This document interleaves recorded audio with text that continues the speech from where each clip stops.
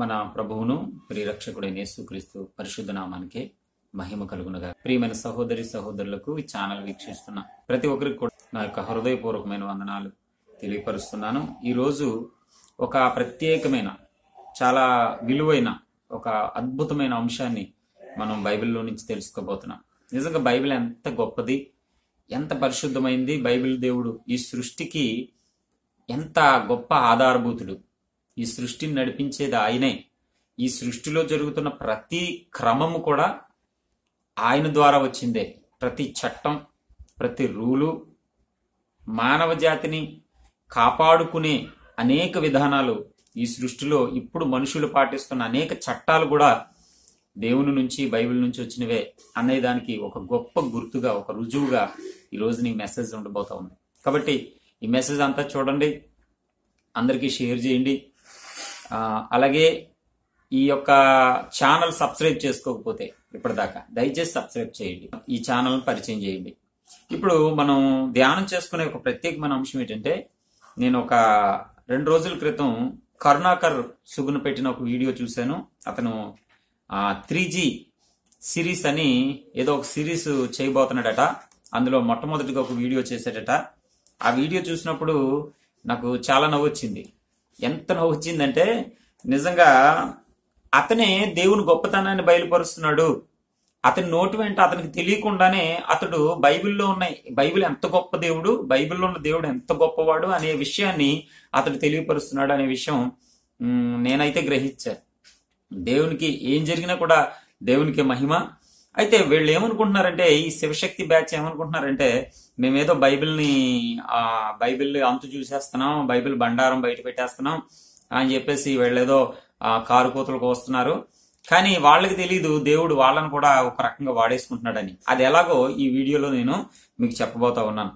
ఇంకా ఒకవేళ వీళ్ళు పెట్టిన వీడియోలకి ఎవరైనా సమాధానం ఇస్తే వాళ్ళ మీద కూడా ఈ కరుణాకర్ సుగుణ అనే ఇతను ఇష్టం వచ్చిన కామెంట్లు చేసినట్లుగా, ఇష్టం వచ్చిన మాటలు మాట్లాడుతున్నట్లుగా ఈ వీడియోలో మనం చూస్తాం.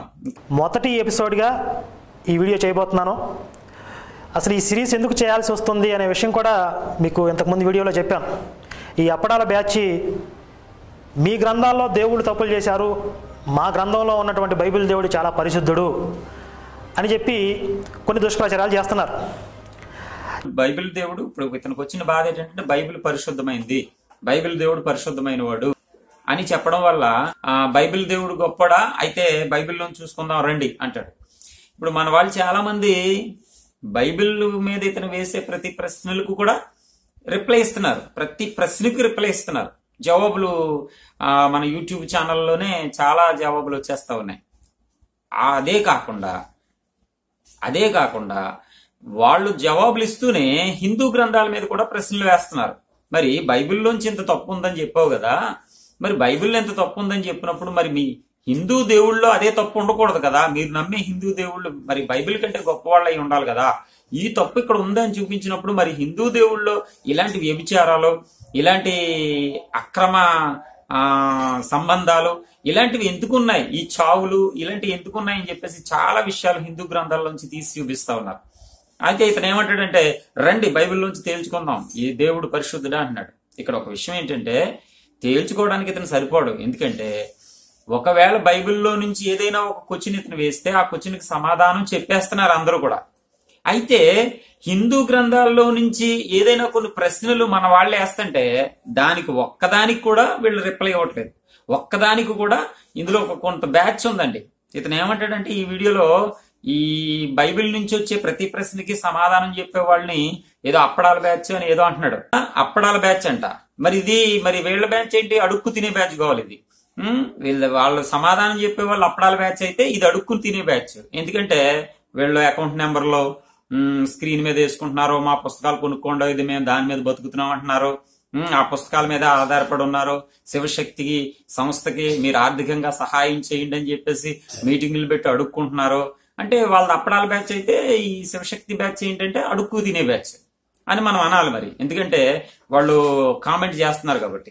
ఇప్పుడు నేను చెప్పబోయే విషయం ఏంటంటే, ఇతను బైబిల్ దేవుడి గురించి మాట్లాడుతూ, బైబిల్లో ఉన్న కొన్ని విషయాల గురించి ఇతను మాట్లాడుతూ ఏదో ఒక వచనం తీసుకుంటాడండి. ఎక్కడో ఏదో ఒక సందర్భం దొరుకుతుంది, ఆ సందర్భాన్ని పట్టుకుని అక్కడి నుంచి ఏదో బైబిల్లో దేవుడు ఎంతో తప్పు అన్నట్లుగా తను ఏదో చదివేసి అక్కడికక్కడే మాట్లాడేస్తూ ఉంటాడు. బైబిల్ అంతా పరిశీలించడు. ఇతను మొదటి నుంచి కూడా ఇతను మాట్లాడే మాటలు, ఇతను చేసే ప్రసంగాలు, ఇతని పుస్తకాల్లో ఉన్న క్వశ్చన్స్ ఇవన్నీ చూస్తే ఎక్కడో ఒక క్వశ్చన్ పట్టుకుంటాడు, దాని మీద ఆధారపడతాడు తప్ప దానికి సంబంధించి బయట ఎన్నెన్ని వచనాలు ఉన్నాయి, ఆ దేవుడు ఇంకా ఎక్కడెక్కడ ఏం చేశాడు, అసలు ఆ సందర్భం ఏంటి, ఏ సందర్భంలో మాట్లాడాడు, ఎవరితో మాట్లాడాడు, ఇవన్నీ అతను పట్టించుకోడు. అలా పట్టించుకోడు కాబట్టే ఇతనికి బైబిల్ స్పష్టంగా అర్థం కావట్లేదు. ఇక్కడ మనం చెప్పుకునే ఈ అంశంలో బైబిల్ దేవుని గురించి ఒక హత్య, ఒక మిస్టరీ అని చెప్పేసి సిబిఐ ఎంక్వైరీ అని పెట్టాడండి హెడ్డింగ్. అందరూ చాలా మంది ఆ యొక్క వీడియోని చూస్తా ఉన్నారు. సిబిఐ ఎంక్వైరీ, యెహోవా దేవుడు చేయించిన సిబిఐ ఎంక్వైరీ అని పెట్టించి ఇదేం సిబిఐ ఎంక్వైరీ, ఏమనుంది అక్కడ? ద్వితీయోపదేశకాండం నుంచి 9 వచనాలు మనం అక్కడ చూస్తే ఒక వ్యక్తి చంపబడి పొలంలో పడి ఉండుట చూశారు. ఎవరు చంపారో ఎవరికి తెలియదు. అప్పుడు న్యాయాధిపతులు పెద్దలు అక్కడికి వచ్చారు. వచ్చిన తర్వాత అక్కడ దేవుడు ఏమి రాయించాడంటే చుట్టూనున్న పురములో యొక్క దూరము కొలవలను అని చెప్పాడు. అంటే ఏ పురము, ఏ యొక్క ఆ ఊరు దగ్గరగా ఉందో, ఆ చంపబడిన ఆ శవానికి ఏ ఊరు దగ్గరగా ఉందో ఆ ఊరును కొలమన్నాడు. కొలమన్న తర్వాత దగ్గరగా ఉన్న ఊరు పెద్దలను తీసుకొచ్చి ఆ పెద్దలు ఏం చేయాలంట, దున్నబడని ఆ పెద్దలు ఏం చేయాలంట, కాడి మొయ్యని, ఏ పని చెయ్యని ఒక పెయిను తీసుకొచ్చి ఆ పెయిను ఒక ఏటిలోయలోకి తీసుకెళ్లిపోయి దాన్ని మెడ విరిచి దాన్ని చంపి తర్వాత దాని మీద వాళ్ళు ఆ పెద్దలు, ఆ దగ్గర ఊర్లో ఉన్న పెద్దలు దాని మీద చేతులు కడుక్కొని ఈ దోషం మా ఊరి మీద ఉండకూడదు, ఈ దోష శిక్ష మా మీద పడకూడదని వాళ్ళు చేతులు కడుక్కోవాలట. ఇది యెహోవా చేయించిన సిబిఐ ఎంక్వైరీ. ఇక్కడ చంపునోడు ఎవడో దొరికాడా, చంపునోడు ఎవడో తెలిసాడా, చంపునోడు ఎవడో తెలియలేదు కాదు గాని మళ్ళీ ఈడు చచ్చిపోయినందుకు మళ్ళీ ఇంకో పెయిన్ కూడా చంపించాడు ఈ యెహోవా దేవుడు. ఇది ఈయన చేసిన సిబిఐ ఎంక్వైరీ అని చెప్పేసి ఈ ద్వితీయోపదేశకాండం 21వ అధ్యాయం 1 నుంచి 9 వరకు ఉన్న వచనాల్లో ఉన్న ఏదో పెద్ద తప్పు పట్టుకున్నట్టు ఇతను ఒక వీడియో పెట్టాడు. వాడు ఉన్న ఊరికి కాకుండా వేరే పక్క ఊరికి దగ్గరలో ఆ శవాన్ని తీసుకెళ్లి పడేశాడు. ఇప్పుడు మరి యెహోవా చెప్పిన ప్రకారం ఆ శవానికి ఏ ఊరైతే దగ్గరగా ఉందో ఆ ఊరు పెద్దలు రావాలి, అంతే కదా. ఈ చంపినోడు తప్పించుకున్నాడు, మొదట్లోనే పోయాడు. వాళ్ళు వచ్చి ఏం బీగుతారంట, ఇంకొక పేమెంట్ని ఎరగదీస్తారంట, ఇంకొక మటర్ చేపిస్తున్నాడు వాళ్ళతో. దానివల్ల ఏంటి ఉపయోగం? ఎలాంటి ఉపయోగం లేదు. ఈ మటర్ చేసినట్టు దొరక్కపోగా ఏ సంబంధం లేని వాళ్ళని తీసుకొచ్చి ఇంకొక మటర్ చేపిస్తున్నాడు. వాళ్ళు చేతులు ముంచుకొని మేము ఈ పాపం చేయలేదని చెప్పాలి. ఒకవేళ నిజంగా ఆ ఊరి వాళ్ళే లేదా వాళ్ళే స్వయంగా మటర్ చేశారనుకుందాం, చేసిన వాళ్ళు వచ్చి ఆ పెయ్యి మెడని వెరగదీసి ఆ రక్తంలో చేతులు ముంచి మేము ఈ మర్డర్ చేయలేదు అని చెప్పడం వాళ్ళకేమన్నా అసాధ్యమా? అలా చెప్పలేరా? మర్డర్ చేసిన వాడికి అబద్ధం చెప్పడం ఎంత పని? అంటే ఇక్కడ హంతకుడు తప్పించుకుని పోవడానికి రహదారి, అసలు రహదారిని కాదు, వాడిని పట్టుకోవడానికి 1% కూడా అవకాశం లేని ఇన్వెస్టిగేషన్ అన్నమాట ఇది బైబిల్ దేవుడు చెప్తున్నాడు. దీని మీద ఇప్పుడు నేను ఒక అద్భుతమైన కామెంట్ చేయబోతా ఉన్నాను. దేవుని పిల్లల బైబిల్ గొప్పతనం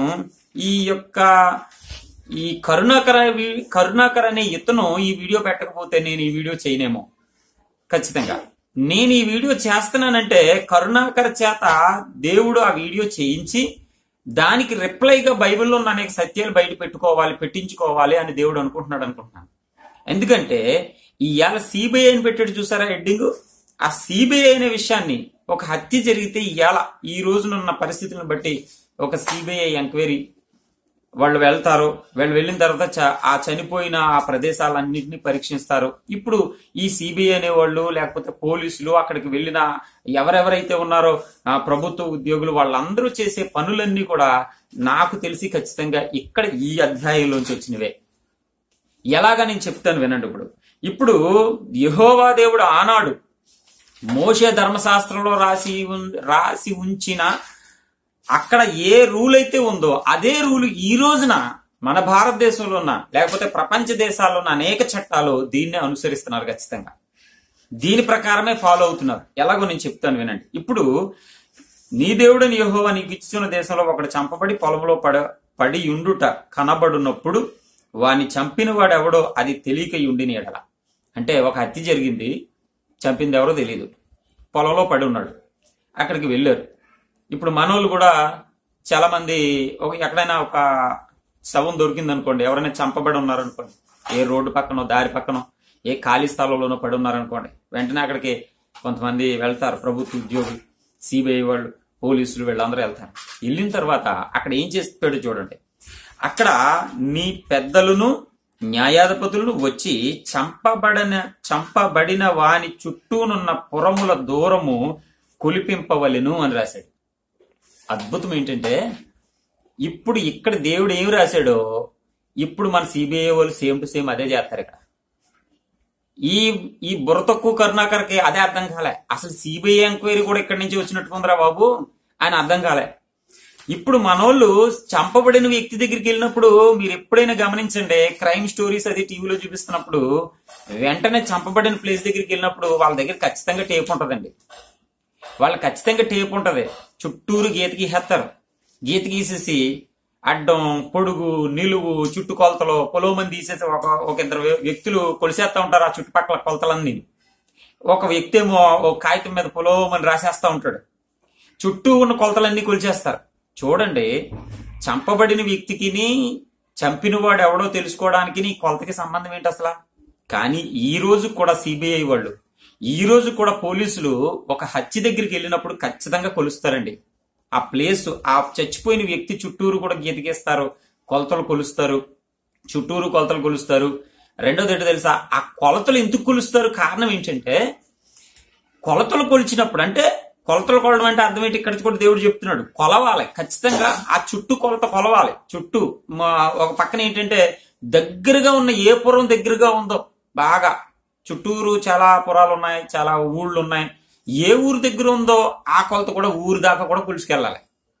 ఎందుకు ఇలా కొలుతున్నాడంటే, సిబిఐ వాళ్ళు ఒక హత్య జరిగినప్పుడు అక్కడికి వెళ్ళినప్పుడు చుట్టూ ఉన్న కొలతలు కొలడమే కాదు, ఆ ప్లేస్ అంతా కూడా కొన్ని వాళ్ళకి అనుమానం వచ్చిందంతా కూడా వాళ్ళ పుస్తకంలో రాసుకుంటూ, ఒక పేపర్ మీద రాసేసుకుంటూ కొలిచేసుకుంటూ ఉన్నప్పుడు వాళ్ళకి ఏమవుతుందంటే, ఆ కొలతల్లోనే, అంటే అణువణువు వాళ్ళు కొలుస్తున్నారు కనుక ఆ కొలతల్లోనే కొన్ని అంటే ఆ హంతకుడు ఏదైనా వదిలేసిన వస్తువు గాని, హంతకుడు ఏదైనా పడేసుకున్నది గాని, ఎందుకంటే చుట్టూరు తిరుగుతున్నారు కనుక కొలత నిమిత్తం వాళ్ళు ఒంగుని మరీ ఆ ప్లేస్ అంతా కొలుస్తున్నారు కనుక వాడు ఏం పడేసుకున్నా, వాడు కంగారులో అక్కడ ఏది వదిలేసినా వీళ్ళకు దొరికేస్తాయి ఆ వస్తువులు. అంటే ఇప్పుడు దేవుడు ద్వితీయోపదేశకాండంలో ఏ రూల్ పెట్టాడో ఆ రూల్ ఇవాళ సిబిఐ పాటిస్తున్నారు. ఈ బుర్ర తక్కువడికి అది అర్థం కాలే. అసలు ఈ రోజునున్న సిబిఐ ఎంక్వైరీ వచ్చింది కూడా బైబిల్లోంచి అనే విషయం ఈ బుర్ర తక్కువడికి అర్థం కాలే. ఏదో బైబిల్ తొప్పట్టేసుకుంటున్నాను అనుకుంటున్నాడు, కానీ బైబిల్లో ఉన్న అనేక సత్యాలు బయటపడుతున్నాయి ఇతని వల్లే. ఇప్పుడు కొలతే కాదు, కొలత కొలిచినప్పుడు ఏ ఊరు దగ్గరగా ఉందో ఆ ఊరికి వెళ్ళమంటున్నాడు, ఆ ఊరు పెద్దలను పిలిపించమంటున్నాడు. ఇప్పుడు చూడండి, ఏ సిబిఐ వాళ్ళని, ఏ పోలీసులైనా సరే హత్య జరిగిన స్థలానికి వెళ్ళినప్పుడు, ఒకడు చంపబడి ఉన్నప్పుడు ఆ శవానికి ఏ ఇల్లైనా దగ్గరగా కనబడ్డది అనుకోండి, వాళ్ళని వదలరండి. ఖచ్చితంగా వాళ్ళు చంపినా చంపకపోయినా సిబిఐ ఎంక్వైరీ ఆ ఇంటి దగ్గర నుంచి స్టార్ట్ అవుతుంది. ఎంక్వైరీ ముందు, బాబోయ్ మాకేం తెలియదు బాబోయ్, మేమేం చంపలేదు, మాకు తెలియదు, ఎవడో తీసుకొచ్చి ఎక్కడో చంపేసి ఇక్కడ తీసుకొచ్చి పడేసాడు అన్నా కూడా, సరే మీ ఎక్కడో చంపేసి ఇక్కడ తీసుకొచ్చి పడేశారు అని మీరు అంటున్నారు కాబట్టి పోన్లే మీ పని మీరు చూసుకోండి అనరండి. ఇప్పుడున్న సిబిఐ వాళ్ళు కూడా మా పని మమ్మల్ని చేసుకున్నవ్వండి అమ్మా, మేము అడిగి ప్రశ్న అన్నిటికీ సమాధానం చెప్పండి, మీరు పలానా రోజున మా సిబిఐ ఎంక్వైరీకి రావాలి, వాళ్ళని తీసుకొచ్చి కూర్చోబెట్టి వాళ్ళని ఎంక్వైరీ చేస్తారు. మీరు ఆ టైంలో మీరు చూసారా, ఎవరైనా మీకు అనుమానమైన వ్యక్తులు కనబడ్డారా, ఆ చుట్టుపక్కల ఎవరైనా తిరగడం చూసారా, ఒకవేళ ఎవరెవరైనా గొడవ పడడం మీరు ఎప్పుడైనా చూసారా, ఇవన్నీ ఈ సిబిఐ ఎంక్వైరీ ఎవరిని చేస్తారు? వేరే దూరంగా ఉన్న ఊర్లు పోయి ఎక్కడో ఉన్న వ్యక్తులు కాదు, ఆ శవానికి ఏ ఇల్లు దగ్గరగా ఉందో, ఆ శవానికి ఏ మనుషులు దగ్గరగా జీవిస్తున్నారో వాళ్ళనే ఎంక్వైరీ ముందు అక్కడి నుంచి స్టార్ట్ చేస్తారు. ముందు అక్కడి నుంచే స్టార్ట్ చేసి ఆ వ్యక్తి యొక్క హత్య మిస్టరీ వీడేంత వరకు అక్కడి నుంచి ఒకరి దగ్గర నుంచి ఒకరికి తీగలాగితే డొంకంతా కదిలినట్టుగా ఏదో రకంగా హంతకుని పట్టుకోవడానికి ప్రయత్నిస్తారు. కానీ ముందు కొలత అనేది ఇప్పుడున్న సిబిఐ వాళ్ళు కూడా చేస్తున్నారు. రెండోది, దగ్గరగా ఉన్న ఇల్లుని, దగ్గరగా ఉన్న ప్రదేశాన్ని టార్గెట్ అనేది ఇప్పుడున్న సిబిఐ వాళ్ళు కూడా ఎందుకు చేస్తున్నారు తెలుసా? అప్పుడు దేవుడు ఎప్పుడో ఈ విషయాన్ని, మహాదేవుడు ఈ సృష్టిలో జరగబోయేదాన్ని ముందుగానే దేవుడు ఈ సిబిఐ వాళ్ళు చేసే ఇప్పుడున్న చట్టం యొక్క రూల్స్ ను కూడా దేవుడు ఎప్పుడో తన గ్రంథంలో రాసించాడండి. అదండి బైబిల్ గొప్పతనం అంటే. ఏ గ్రంథంలో ఉందండి?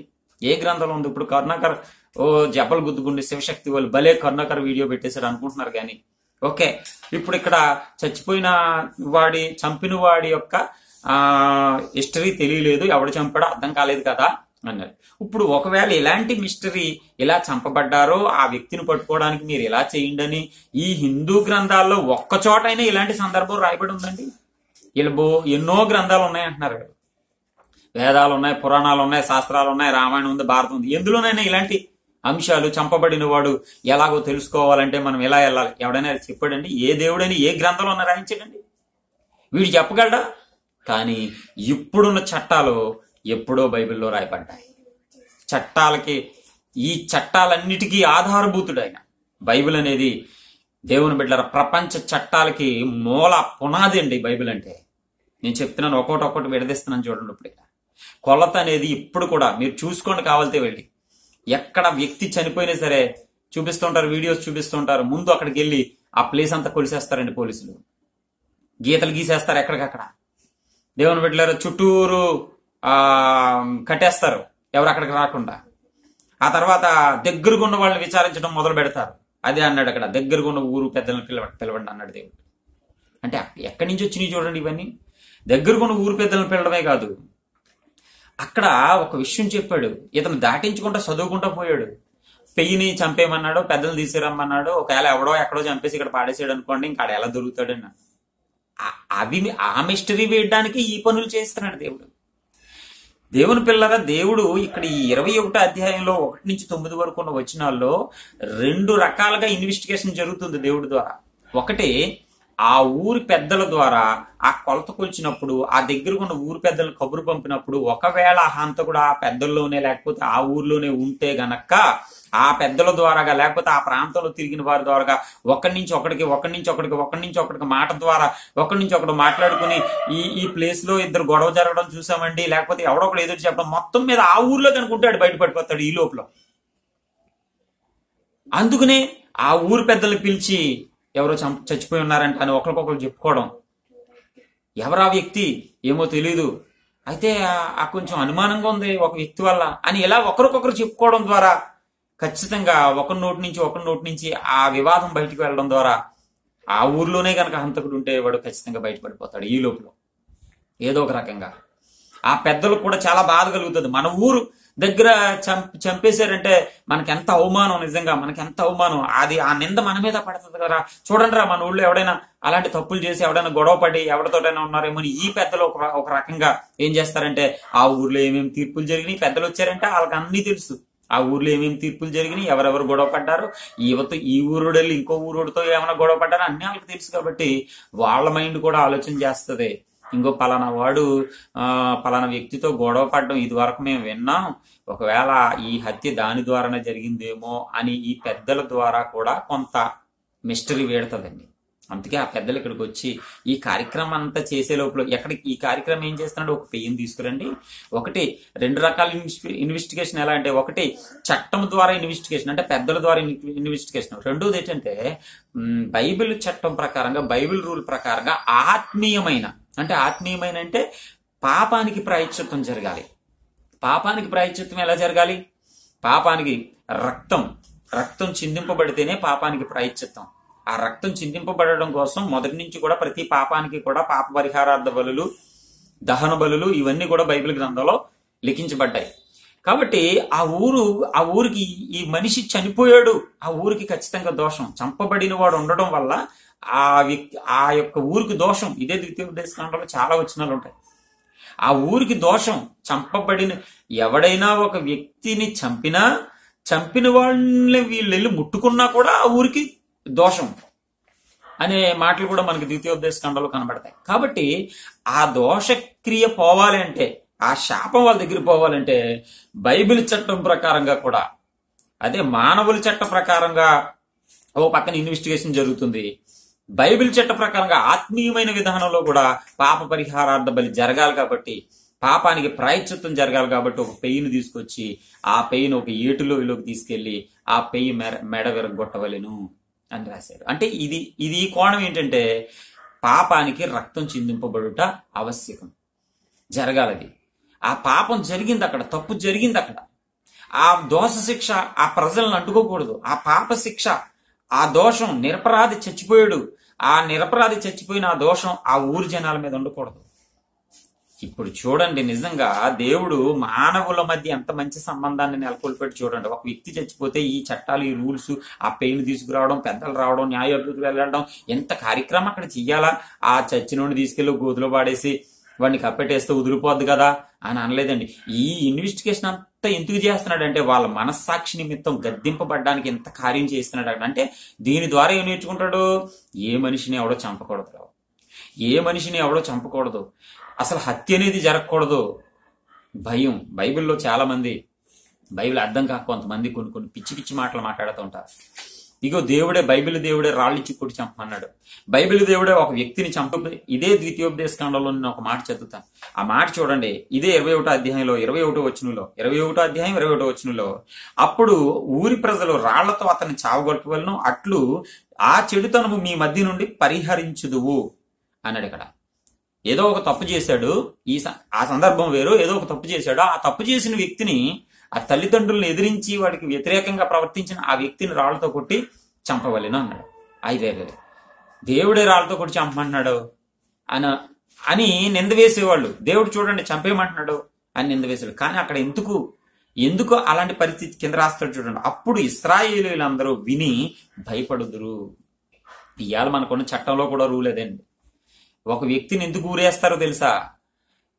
ఒక నిర్భయ కేసు, లేకపోతే ఒక హత్యా నేరం, ఇలాంటి వాటికి, ఉగ్రవాది, ఇలాంటి వాటికి ఉరి శిక్ష ఎందుకు వేస్తారో తెలుసా? ఆ ఒక్క వ్యక్తి ఉరి వేయబడితే ఆ వ్యక్తిని చూసిన దేశం అంతా కూడా తప్పు చేయడానికి భయపడాలి అనే ఉద్దేశంతోనే ఊరేస్తారు తప్ప తప్పు చేసిన వాళ్ళు అలా ఊరేసేస్తాం అనే ఉద్దేశం చట్టాలకు కూడా లేదు. ఇవాళ ఆ చట్టమే ఇక్కడ బైబిల్ నేర్పిస్తుంది. ఎందుకు చంపాలి అంటే మనుషులందరూ అలా చావాలని కాదు, ఆ చావు చూసైనా సరే అలాంటి తప్పు ఈ దేశం అంతా చేయకూడదు. అది స్పష్టంగా రాశాడు అక్కడ. ప్రజలందరూ విని భయపడుదురు. అది ప్రజలందరూ విని భయపడుదురు. దేవుడు ఎందుకు చేస్తున్నాడంటే ఒక మనిషిని నిర్దాక్షిణ్యంగా చంపడం ఆయన చిత్తం కాదు. అది విని ఇంకొక 10 మంది ఆ తప్పు చేయకూడదు. అమ్మో ఇంత దారుణమైన శిక్ష ఉంది కాబట్టి ఇలాంటి తప్పు చేయకూడదు అనే ఒక అద్భుతమైన వివేకం ఆ ప్రజలకి రావడానికి, అలాంటి పొరపాటు ఇంకా మళ్ళీ ప్రజల్లో జరగకూడదని దేవుడు అప్పుడు ప్రయత్నం చేశాడు. ఇప్పుడు కూడా ఆయన కృప వలనే, ఆయన ఆలోచనలోంచే ఈ చట్టాలు కూడా పుట్టుకొచ్చినాయి. సిబిఐ ఎంక్వైరీ యెహోవా అని వేళాకోళం చేసినా కూడా, వేళాకోళంగా మాట్లాడినా కూడా నిజంగా యెహోవాయే సిబిఐ ఎంక్వైరీ అయ్యాల. నిజంగా యెహోవాయే ఆ రోజునున్న చట్టం. నిజంగా యెహోవా రాసిన విధులే ఇయ్యాల కూడా నడిచే చట్టాల్లో అనేక పాయింట్లు బైబిల్ నుంచి వచ్చినవే, అందులో అనుమానం ఏమి లేదు. అంతేకాదు ఇక్కడ ఒక పక్కన ఈ పాప పరిహారార్థ బలి జరుగుతుంటే, ఈ పాపానికి దోష శిక్షకు బలి జరుగుతుంటే మళ్ళీ అక్కడ ఏమన్నాడు? అక్కడ వదిలేయలేదండి. అప్పుడు యాజకులైన లేవీయుల దగ్గరకు రావాలని, అప్పుడు యాజకులైన లేవీయుల దగ్గరికి రావాలి. ఇప్పుడు పెద్దలు వెళ్ళారు, ఆ ఊరు పెద్దలు పిలిచారు, కొలిచారు, వాళ్ళు ఏదో కార్యక్రమం అక్కడ చేశారు. అప్పుడు మళ్ళీ ఏం చేయాలి? లేవీయుల దగ్గరికి వస్తారంట, యాజకుల దగ్గరికి వస్తారంట. యాజకులతో పని ఏంటి వాళ్ళకి? యాజకులతో పని ఏంటంటే అక్కడ అసలు మిస్టరీ ఇక్కడే ఉంది. యాజకులతో పని ఏంటంటే మనిషికి ఎంత ప్రయత్నం చేసినా, ఇవాళ సీసీ కెమెరాలు ఇవన్నీ ఉన్నాయి కాబట్టి ఇంకా ఏదో రకంగా పట్టుకుంటున్నారు అనుకోండి, పట్టుకోలేకపోతే ఇంక మనం ఏం చేయలేం. కానీ ఆ ఇవాళ దొరకలేదు అనుకోండి, ఎలా ఏ ప్రయత్నం చేసినా ఈ పెద్దలని అక్కడ నిలబెట్టి దోషులుగా నిలబెడితే ఈ పెద్దల ద్వారా దొరకలేదు. ఆ కార్యక్రమం అంతట్లో, ఆ ఊరు జనం అంతట్లో ఇన్వెస్టిగేషన్ జరుగుతున్నప్పుడు అక్కడ ఎవరైతే దెబ్బలాడుకున్నారనేది ఎవరూ చెప్పలేకపోయారు. ఎవరికి కూడా కొంచెం సూచన కూడా కనబడలేదు. ఆ కొలతల విషయంలో కూడా ఏ ఆనవాళ్ళు దొరకలేదు. దొరకకపోతే ఇక చివరికి ఆ నిజాన్ని బయట పెట్టేవాడు సర్వాధిపతి, న్యాయాధిపతి, దేవాది దేవుడు ఉన్నాడు. అందుకుని ఇంక మీరు ఈ కార్యక్రమం చేసిన తర్వాత వాళ్ళ దగ్గరికి వెళ్ళిపోండి నాయన. ఎక్కడికి? యాజకుల దగ్గరికి వెళ్ళిపోండి. అక్కడ ఉంటది అసలు విషయం. ఆడెన్ని ఊర్లు వెళ్ళిపోయినా సరే వాడు ఎక్కడున్నాడు అనేది వాళ్ళు చెప్తారు, మీరు వెళ్ళిపోండి. ఎలా చెప్తాడు? అవును, మనుషులకి తెలియనిది దేవుడికి తెలుసు. కయీను హేబేలుని చంపినప్పుడు కయీన్ని దేవుడు వచ్చి అడిగాడు, నువ్వెందుకు చంపావు అడిగాడు. అంటే ఒక మనిషిని మనిషి చంపుకుంటుంటే దేవుడు ఊరుకోడన్నమాట బైబిల్ చట్ట ప్రకారంగా. అంతేకాదు, ఒక వ్యక్తి తప్పు చేస్తే ఆ తప్పు చేసిన వాడు దొరక్కపోతే, ఉదాహరణకి యెహోషువ గ్రంథంలో మనం చూస్తామండి, ఒక అద్భుతమైన విషయం చూస్తాం. 7వ అధ్యాయం 16వ వచనం నుంచి 20వ వచనం వరకు ఆకాన్ అనేవాడు దొంగతనం చేసి చాలా మాస్టర్ ప్లాన్ వేసేవాడు. ఎవ్వడికి దొరకకుండా ఎవడికి ఎంత అనుమానం కూడా రాకుండా పట్టుకెళ్ళి వాడు గుడారంలో పాతి పెట్టేశాడండి. పైన హ్యాపీగా బెడ్ వేసుకుని పడుకున్నాడు. ఇంకెవ్వడికి తెలియదు అనమాట అండి. మిస్టరీ.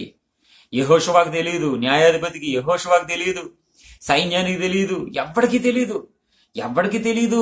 ఏం చేయాలో అర్థం కాదు. వీళ్ళేమో హాయి పట్టణానికి వెళ్ళి ఓడిపోయారు. దేవుడు అంటున్నాడు మీలో దోషం ఉందంటున్నాడు, మీలో శాపగ్రస్తమైంది ఉందంటున్నాడు. దాన్ని ఎలా పట్టుకోవాలి దేవుడా? మరి మేము ఎవరు పట్టుకోలేం కదా. అప్పుడు దేవుడు అన్నాడు, మీరు అంత కంగారు పడిపోకండి, మీరు మొరపెట్టారు, ప్రార్థన చేశారు కాబట్టి రేపు ఉదయాన్నే సర్వ సమాజాన్ని పరిశుద్ధపరిచి నా ఎదురుగుండా తీసుకునిరా అన్నాడు. ఇశ్రాయేలీయుల గోత్రాలు అన్ని కూడా 12 గోత్రాలు, లక్షల మంది ప్రజలు. అందులో తప్పు చేసినోడు ఎవడనే ఎలా పట్టుకుంటారు అసలు? ఆ లక్షల మంది ప్రజల్లో ఇశ్రాయేలీయుల గోత్రాల్లో గోత్రాల చొప్పున విడదీసి యోధా గోత్రాన్ని బయట పెట్టాడు దేవుడు.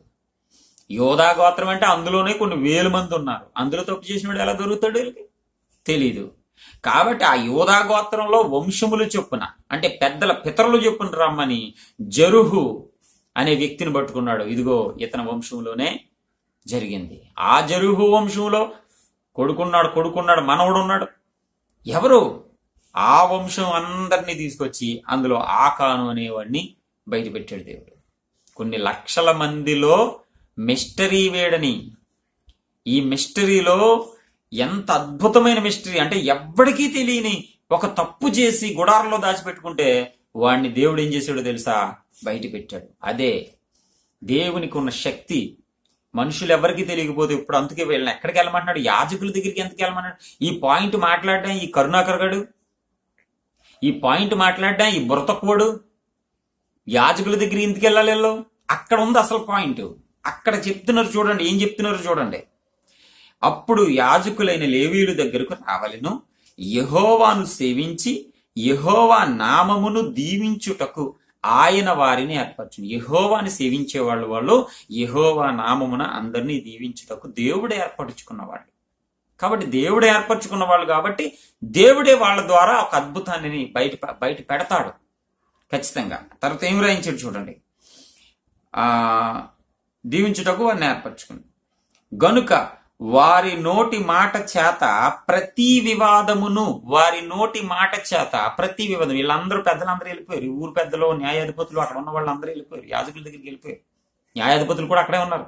అప్పుడు విచారణ అంట. ఏంటి? ప్రతి వివాదమును అండర్లైన్ చేయండి.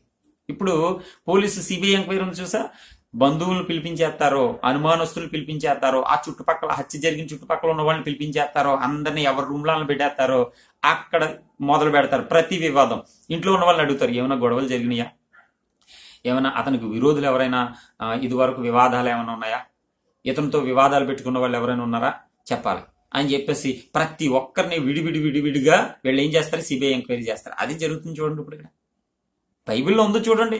ఈ సిబిఐ ఇప్పుడున్న సిబిఐ లేనప్పుడు దేవుడు సిబిఐ ఎంక్వైరీ చేయించాడు. ఖచ్చితంగా వీడు ఏలాకోలంగా పెట్టినా బైబిల్లో సిబిఐ ఎంక్వైరీ ఉంది. ఈ సిబిఐని మించిన ఇప్పుడున్న సిబిఐకి జ్ఞానం ఇచ్చింది బైబిలే అని స్పష్టంగా అర్థమవుతుంది చూడండి. ఇక్కడ ప్రతి వివాదమును అని రాసి చూడండి, మీరు స్పష్టంగా చదువుకోండి. ద్వితీయోపదేశకాండం 21వ అధ్యాయము 5వ వచనంలో ప్రతి వివాదమును అంటే ఇక్కడ ఏం మాట్లాడుకుంటారంటే ఆ వ్యక్తి ఎవరు, ఏమేం వివాదాలు ఉన్నాయి అతనికి, అసలు ఏమేం గొడవలు ఉన్నాయి, అసలు ఆ ఊరు పెద్దలకి ఏమైనా గొడవల విషయంలో తెలుసా, ఆ దగ్గర ఉన్న ఊరు పెద్దలకు కానీ లేకపోతే ఇంకెవరికైనా వాళ్ళ బంధువులు కానీ వివాదం దీని గురించి మాట్లాడుకుంటారట, చెప్పుకుంటారట. వివాదం ఏంటి, గొడవ ఏంటి. రెండోది ఏంటంటే దెబ్బ విషయమైన.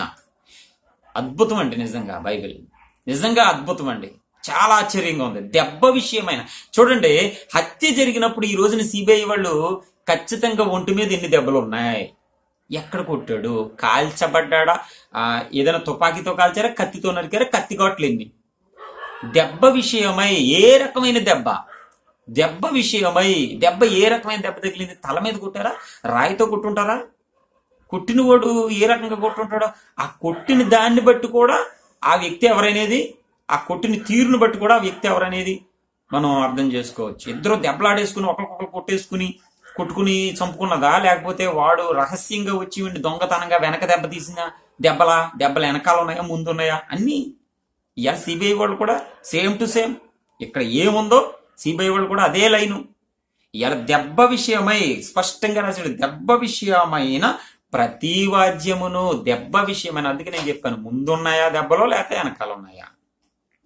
వెనకాలంటే దొంగ దెబ్బ తీసినట్టు, ముందుంటే వీళ్ళిద్దరూ కొట్టేసుకున్నారు ముందు, తర్వాత దీనికి సంబంధించిన దెబ్బలు ఎవరి దగ్గర ఉన్నాయి అలా బయట పెట్టేస్తారు. దేవుని బిడ్డలారా, ఇవన్నీ చేయకముందే వీళ్ళు ఇవేం చేయకముందే ఆ హత్య ఎవడు చేశాడనేది దేవుడికి తెలుసండి. దేవుడికి తెలుసు కాబట్టి ఇవన్నీ ఎందుకు ఇంకా ఆ న్యాయాధిపతులను ముందే యాజకుల దగ్గరికి రమ్మని పలానా వాడు చేశాడు, పలానా ఊర్లో ఉన్నాడు, వెళ్ళి పట్టేసుకోండి అని చెప్పొచ్చుగా. కానీ కాదు, అలా ఆయాలు చెప్పాడు. కానీ ఈ భూమి మీద ఈ హత్యలు ఎలా జరుగుతున్నప్పుడు ఇలాంటి చట్టం ఒకటి రావాలి, ఇలాంటి ఇన్వెస్టిగేషన్ ఒకటి జరగాలి. ఈ హత్య విషయంలో చేసిన వాడు ఎవడో తెలియలేనప్పుడు ఈ రకమైన ప్లానింగ్స్ తో మనిషి ఆ వ్యక్తిని పట్టుకోవాలి. ఈ చట్టం రాయించకపోతే భవిష్యత్తు తరాల్లో ఉన్నవాడు వాళ్ళు మనుషులు తెలివిగా ఆ వ్యక్తిని ఎలా పట్టుకోవాలో వాళ్ళకి తెలియదు. కాబట్టి దేవుడు ఇక్కడ ఏం చేస్తున్నాడు తెలుసా, ఆయనకి తెలిసినా కూడా సిబిఐ ఎంక్వైరీ ఇన్వెస్టిగేషన్ చేయిస్తున్నాడు స్పష్టంగా. మహాజ్ఞానాన్ని మనుషులకి నేర్పుతున్నాడు దేవుడు. ఈ రకంగా కూడా తెలియచ్చు, మీరు పట్టుకోవచ్చు తెలివిగా. దేవుడు తెలుసు అంటే మనమే పట్టుకోవాలి, వాడిని తెలివిగా మనమే పట్టుకోవాలి. కొలత ద్వారా ఆనవాళ్ళు పట్టుకోవాలి, దగ్గరున్న వాళ్ళని విచారించి దాని ద్వారా ఆనవాళ్ళు పట్టుకోవాలి. లేకపోతే ఆ ఊరు పెద్దలకి ఆ గొడవలు ఏంటని తెలిస్తే వాళ్ళకి పెద్దలు కదా, మరి ప్రతి వివాదం వాళ్ళ దగ్గరికి వస్తుంది. వాళ్ళని ఎందుకు రమ్మన్నాడు, ప్రతి గొడవ వాళ్ళ దగ్గరికి వస్తుంది కాబట్టి వాళ్ళ ద్వారా పట్టుకోవచ్చు. 3వ పాయింట్. ఇంక ఇవన్నీ కాకపోతే ఇంకొక రకంగా ఏంటంటే వివాదాల గొడవలు ఏమన్నా ఉన్నాయా ఒక చోట కూర్చోబెట్టి విచారించవచ్చు. చూడండి, యాజకుల దగ్గరికి వెళ్ళిపోయారు, అక్కడ విచారణ జరుగుతుంది. మళ్ళీ దెబ్బ విషయమై అంటే తగిలిన దెబ్బలను బట్టి తగిలిన గాయాలు. చూడండి, చాలా మనం ఇన్వెస్టిగేషన్లు చూస్తుంటాం, తగిలిన దెబ్బలు చూస్తుంటే ఇవి అలా లేవు లేకపోతే ఇలా లేవు అని మాట్లాడుకుంటూ ఉంటారు. అంటే తగిలిన దెబ్బను బట్టి అక్కడ అన్నాడు స్పష్టంగా, దెబ్బను బట్టి దెబ్బ విషయమైన ప్రతి వాద్యము విమర్శింపబడును. ఈ మాటలు వదిలేశాడే బుర్రతక్కువడు. ఏం చెప్తున్నాడు, ఈ మాట ఎందుకు వదిలేశాడు ఈ బుర్రతక్కువడు? వదిలేసి ఇంక చంపినాడు ఎలా దొరుకుతాడండి అసలు? ఇదండి గొప్ప ఇన్వెస్టిగేషన్, ఇదే గొప్ప ఇన్వెస్టిగేషన్. అనేక మందిని దీనిని బట్టే ఇవాళ అనేక మందిని హంతకులను పట్టుకోగలుగుతున్నారు. దీనిని బట్టే నేను చెప్తున్నాను, ఖచ్చితంగా దీనిని బట్టే దేవుడు పట్టిస్తున్నాడు. ఈ రకంగా దేవుడు పట్టిస్తున్నాడు. ఇంతగా కూడా తెలియకపోయినా ఆ రోజున మరొక ఆప్షన్ ఏంటంటే లేవీయులు, యాజకులు వాళ్ళు ప్రార్థన చేసి వాళ్ళని అతన్ని బయట పెట్టేస్తారు. వదలడం మాత్రం జరగదు. చంపిన వాడిని వదలడం మాత్రం జరగదు. శిక్ష పడవలసింది, వాడికి శిక్ష పడే వరకు లేవీల దగ్గరికి అందుకే వెళ్ళమన్నాడు. లేవీలు ఇవన్నీ విచారించిన తర్వాత ఇలా కూడా తెలియకపోతే వాళ్ళు దేవుని దగ్గర విచారణ చేసి మనుషుల దగ్గర విచారణ మాట్లాడుకున్నారు. ఈ దెబ్బ విషయమై ఇటు విషయం మాట్లాడుకున్నారు. మళ్ళీ దేవుని దగ్గర విచారణ చేసి ప్రార్థన చేసి అసలు వ్యక్తిని ఫలానా వ్యక్తి అని చెప్పేయగలరు ఖచ్చితంగా. దేవుడు వీళ్ళకి బయలుపరుస్తాడు, ఆ రోజున బయలుపరుస్తాడు. అప్పుడు మళ్ళీ ఎక్కడికి వస్తున్నారు, ఆ చంపబడిన పెయ్యి దగ్గరికి వచ్చి మళ్ళీ వీళ్ళు ఏం చేస్తారు, పెద్దలు పాపం అక్కడికి లేవీల దగ్గరికి వెళ్ళిన తర్వాత వాళ్ళ మీద ఉన్న ఎన్ని రోజుల నుంచి వీళ్ళు బాధపడుతున్నారో, ఒక వ్యక్తి చచ్చిపోయాడు, మా ఊరు దగ్గరికి చచ్చిపోయాడు, ఆ నిందేమో మా మీద అడ్డదు. ఊర్లో ఉన్న వాళ్ళందరూ, చుట్టుపక్కల ఊళ్ళల్లో ఉన్న వాళ్ళందరూ ఇంకా పలానా ఊరు దగ్గరికి ఉందంట, వాళ్ళు చేయకపోతే ఎవరు చేశారని మన మీద అంటున్నారు. ఈ నిన్నాళ్ళు బాధపడిన వాళ్ళు ఈ యొక్క లేవీల దగ్గరికి వెళ్ళిన తర్వాత అసలు మిస్టరీ వీడిపోయిన తరువాత వీళ్ళొచ్చి మా కన్నులు చూడలేదు, మేము ఆ పాపం చేయలేదు అని దేవుని దగ్గరికి వచ్చి ఆయన దగ్గర చేతులు కడుక్కుని నిర్దోషులుగా ఇంటికి వెళ్ళిపోతారు. మొత్తం విడదీసి వ్యక్తిని బయలుపరిచి ఆ ఊరు దగ్గర, ఎందుకంటే నింద వాళ్ళ మీద పడుతుంది జీవితాంతం కూడా. ఆ ఎక్కడైతే చచ్చిపోయాడో, ఒకవేళ దేవుడు ఒకవేళ నిందేశాడని కాదు, ఎక్కడైతే ఒక వ్యక్తి చచ్చిపోయాడో చూడండి, మన ఊళ్ళో చచ్చిపోతే ఆ ఊళ్ళో ఉన్న వాళ్ళకే అది రోజు కూడా ఒక నింద కింద ఉంటుంది. ఏ ఇంటి దగ్గరలో చచ్చిపోతే ఆ ఇంటి వారికే అది పెద్ద సమస్య కింద ఉంటది. ఆ ఇంటి దగ్గర ఎందుకు చచ్చిపోవాలి మరి అన్నట్లుగా తెలిసి తెలియని వాళ్ళు కూడా ఏదో ఉంది అని చెప్పేసి వాళ్ళ మీద నింద ఉంటది. కాబట్టి ఈ ఊరి మీద నింద ఉంటది కనుక వీళ్ళకి దేవుడి దయ వల్ల వీళ్ళకి ఆ హత్య మిస్టరీ విడిపోయింది కనుక చేతులు గడిగేసుకుని, దేవుడా మా మీద దోషం మా పొద్దు నిర్దోషి చచ్చిపోయాడు, ఇదిగో మేము నిర్దోషులు, మా కళ్ళు నిజంగా చూడలేదు, చూస్తే చెప్పు ఉండేవాళ్ళం, మాకు అర్థం కాలేదు, మాకు తెలియలేదు, మేము ఎంతైనా ప్రయత్నం చేసాం, మా ఊర్లో ఉన్న వాళ్ళందరినీ కూడా విచారణ చేసాం, ఇదిగో మాకేం తెలియదని చేతులు కడుక్కుని వాళ్ళు వెళ్ళిపోతారు. ఇది అద్భుతమైన దేవుని మిస్టరీ. ఈ విషయం తెలియక ఈ అజ్ఞాని కరుణాకరం చేసే ప్రతి ప్రసంగం కూడా అయోమయం ప్రసంగాలు చేస్తూ ఎదటి వాళ్ళనేమో అప్పడాల బ్యాచ్ అంటున్నాడు, వీడేమో ఒక అడుక్కు తినే బ్యాచ్ని పోగు చేసుకున్నాడు. క్రైస్తవ్యం మీద నింద వెయ్యాలి అని అనుకుంటున్నాడు. కానీ వీడెన్ని తతంగాలు చేసినా, వీడెన్ని తంత్రాల మంత్రాలు చేసినా అవన్నీ క్రైస్తవ్యానికి మేలుకరంగానే ఉంటాయి. వీడేదో మిడిమిడి జ్ఞానంతో చెప్పిన వాక్యాల ద్వారా దేవుడు అద్భుతమైన విషయాలను బయలుపరుస్తాడు. చూడండి, వాడు చెప్పకపోతే నేను ఈ విషయాలన్నీ ఈ వీడియో చేయకపోదునేమో, ఖచ్చితంగా నా మైండ్ దాని మీదకి వెళ్ళకపోదునేమో, ఇంకేదేదో చెప్పుకుందునేమో. వాడు చేసాడు కాబట్టి అసలు ఈ యొక్క సిబిఐ ఎంక్వైరీలు, ఈ చట్టాలు, ఈ రూల్స్ అన్ని వచ్చినాయి బైబిల్లోంచే అని స్పష్టంగా నేను నిరూపించాను. కాబట్టి బైబిల్ దేవుడు గొప్పవాడు, బైబిల్ గ్రంథం పరిశుద్ధ గ్రంథం, బైబిల్ దేవుడు పవిత్రుడు, పరిశుద్ధత కాబట్టి చచ్చిపోయిన వ్యక్తి గురించి అంతా ఎంక్వైరీలు చేయించాడు. కాబట్టి బైబిల్ దేవుడు అంత పరిశుద్ధుడు ఈ ప్రపంచ చరిత్రలో ఎవరూ లేరు, నేను స్పష్టంగా చెప్పగలను. ఈ మాటలు విన్నవాళ్ళు అందరూ కూడా ఈ వీడియోని షేర్ చేయండి, అనేకులకు తెలియపరచండి. బైబిల్ గురించి, బైబిల్ దేవుని గురించి, పరిశుద్ధుడైన యేసుక్రీస్తు నామమున అనేకులు దీవించబడినట్లుగా మనం ఈ యొక్క మెసేజ్ని అనేకుల దగ్గర తీసుకువెళ్దాం. దేవుడు మిమ్మల్ని దీవించును గాక. ఆమేన్.